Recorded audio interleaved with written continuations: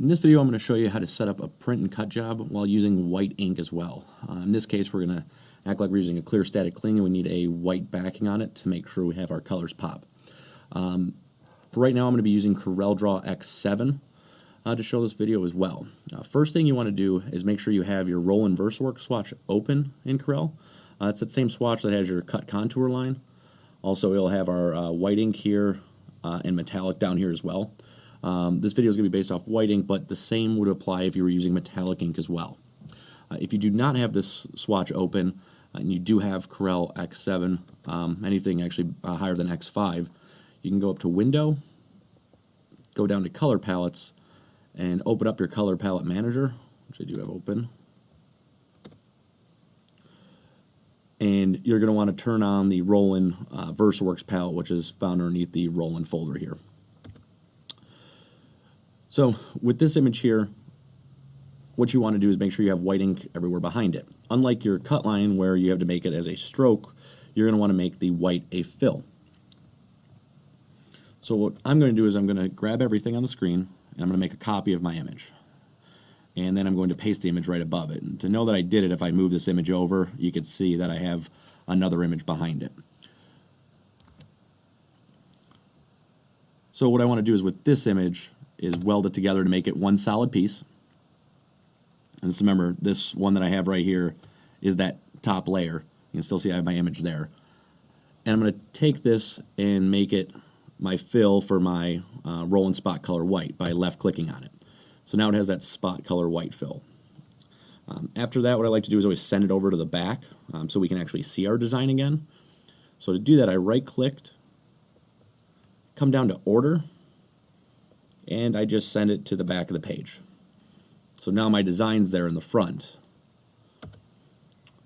After that, with any job, we still need to apply a cut line. We do have videos on this as well, but I'm just going to grab everything on my image, put a boundary around the design, and right-click my cut contour line. So now I have a cut contour line and a white layer behind it.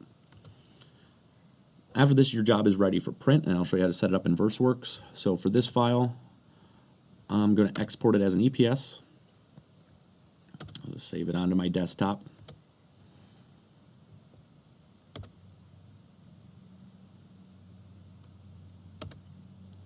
And I'll go into VersaWorks, and I'm going to add that job in.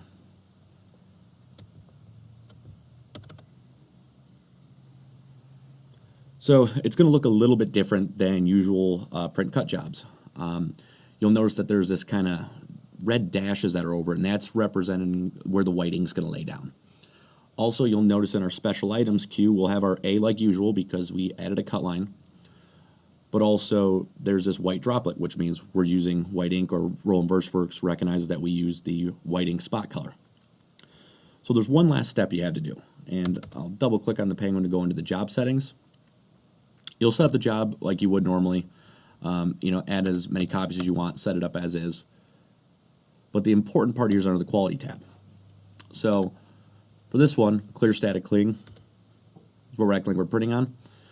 It default takes clear media and sets up the mode to CMYK with your color space. There's no white ink involved, so you got to at least tell the machine that you want white ink down. So under mode, you either want to tell it white ink first, and that's represented by the W first before the CMYK, or you could do white last, depending on how this static cling is going to be hung. So for this one, we'd set up for white first and CMYK last. After that, we'll have the job set up. All you got to do is hit print, and you'll have the white ink come first, and then the CMYK ink on top for your clear static cling. I'm Joe Burt with Stahls TV.